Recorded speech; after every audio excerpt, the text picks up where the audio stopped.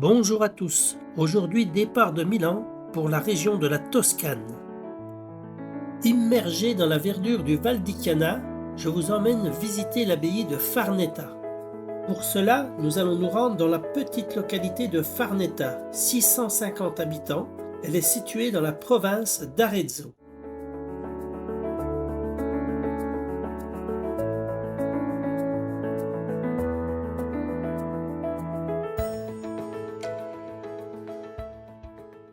Elle fut fondée par les moines bénédictins aux alentours du Xe siècle.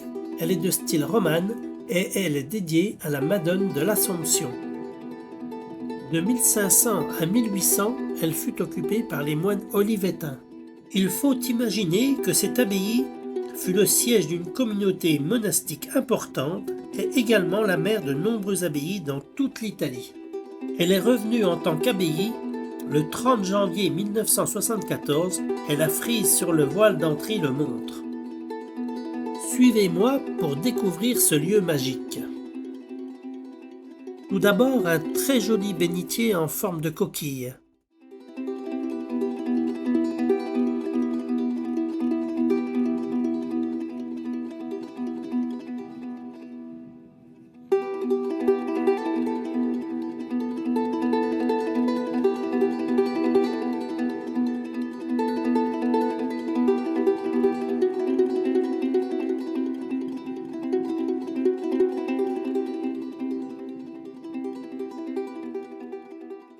Les fresques dégradées par le temps de Tommaso Bernabei, dit Il Papacello, représentent la Vierge à l'Enfant et des saints, offrant également une vue de l'abbaye telle qu'elle était en 1527.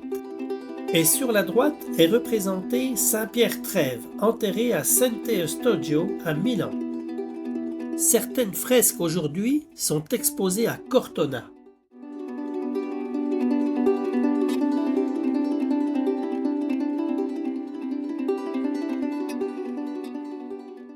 La fontaine baptismale, en grès, date de 1712. Les vitraux proviennent de la société Bruschi de Florence. Un peu d'histoire maintenant. Malgré leurs désaccords, le pape Clément VII finira par couronner Charles Quint à Barcelone en 1529. Ils signeront un traité de paix. Ils venaient ici accompagnés de 10 cardinaux, afin de vénérer l'image de la Vierge de l'Assomption, sainte patronne de Farneta. En 1940, la crypte a fait l'objet d'importants travaux après 350 ans d'abandon. Elle est magnifique aujourd'hui, avec de belles colonnes qui soutiennent le tout.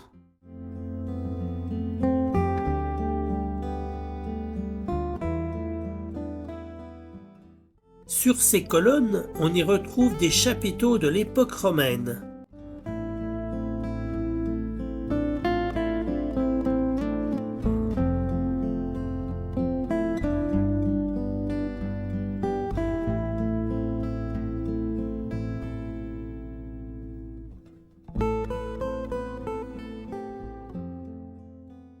Durant 65 années, de 1937 à 2002, il y eut le même pasteur, Don Sante Felici, un personnage unique qui menait sa paroisse avec verve, mais il était également très intéressé par l'Antiquité et tenait à maintenir cette abbaye en état.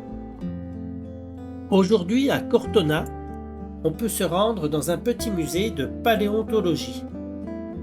C'est une association en mémoire de ce prêtre qui gère ce patrimoine. À Florence, on peut même y voir 2 squelettes entiers de mammouths.